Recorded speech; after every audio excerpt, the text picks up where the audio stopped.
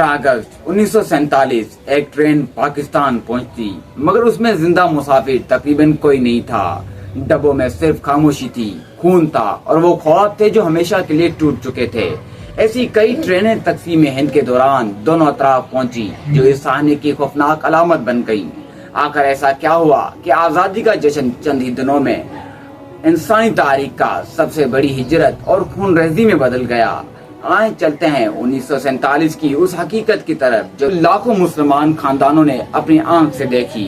200 साल तक बड़े सगीर पर अंग्रेजों का राज रहा। हिंदू, मुसलमान, सिख, ईसाई और पारसी सब अपनी अपनी रवायत के साथ सदियों से शाना बशाना रहा करते थे, लेकिन अंग्रेज ने एक ऐसी हिकमत अमली अपनाई जिसने इस हमआहंगी की जड़ें हिला डाली। Divide and rule. 19वीं सदी में इंसानों ने लोगों को मजहब की बुनियाद पर गिनना शुरू किया। हिंदुओं को अक्सरियत और बाकी सबको अकलियत के नाम दे दिया। मुसलमान सबसे बड़ी अकलियत करार पाई। इंतखाबात में वोट भी सिर्फ अपनी मजहबी खाने में दिया जा सकता था। ये कोई हादसा नहीं था, ये एक ऐसा जहर था जो दहाइयों बाद पूरे बरसगीर को जलाने वाला था। जैसे जैसे आजादी करीब आई, एक बुनियादी सवाल खड़ा हुआ, आजादी हिंदुस्तान किसका होगा?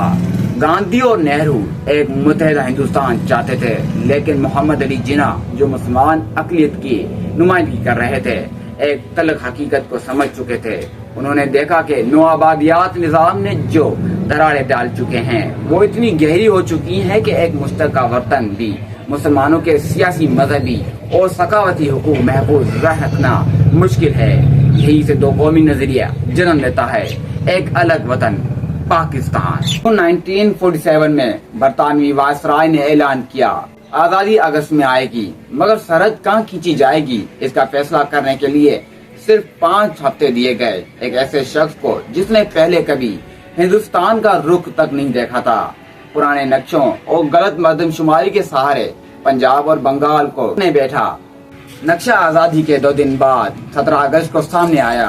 तब तक लाखों लोग पहले ही अपने घरों से निकल चुके थे, न जानते हुए कि वो किस तरफ जा रहे हैं। ये शुरू हुआ इंसानी तारीख का सबसे बड़ा नकल मकानी का सानिया, यानी हिजरत। लाखों मुसलमान खानदान सदियों पुराने घर, जमीनें, कब्रिस्तान छोड़कर पाकिस्तान की तरफ चल पड़े। रास्ते कत्ल आम के मैदान बन गए थे। खवातीन और बच्चों को सबसे ज्यादा निशाना बनाया गया। हजारों को अगवा कर लिया गया। लाहौर और कराची जैसे शहर महाजरीन से भर गए, जो खाली हाथ मगर एक नए वतन के ख्वाब के साथ पहुंचे थे। ये सिर्फ जमीन की तकसीम नहीं थी, ये लाखों दिलों, खानदानों और नस्लों की तकसीम थी। पाकिस्तान इस कुर्बानी की कीमत पर मुआवजे वजूद में आया। 1971 में मशरकी पाकिस्तान अलग होकर बांग्लादेश बन गया और कश्मीर का मसला आज तक हल नहीं हो पाया। वो रिफरेंडम जो कश्मीरी आवाम से वादा किया गया था, आज तक नहीं किया।